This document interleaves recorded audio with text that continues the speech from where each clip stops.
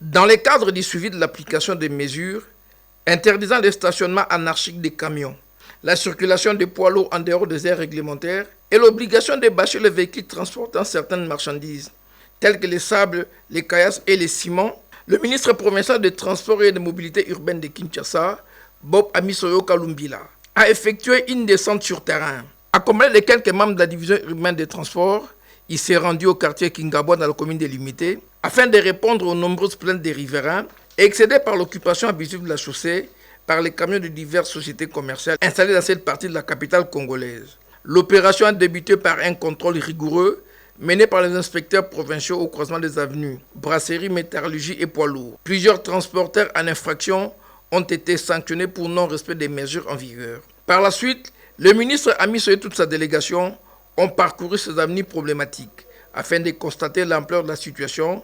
Les constats est malheureux. Les stationnements désordonnés des camions perturbent gravement la circulation.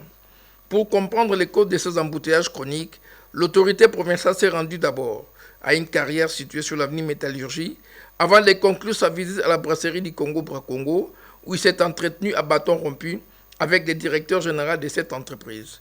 Lors de ces fructueux échanges, la Bracongo a exprimé son mécontentement, se considérant elle-même victime de cette situation due, selon elle, à d'autres sociétés environnantes. La brasserie a précisé qu'elle informe systématiquement l'autorité urbaine avant d'occuper une portion de la chaussée. Par ailleurs, sur la question de la destruction d'un portique installé au saut de mouton de Sosimat par l'un de ses employés, la direction générale de la Bracongo a reconnu la responsabilité de l'entreprise et s'est engagée à réparer rapidement les dommages causés.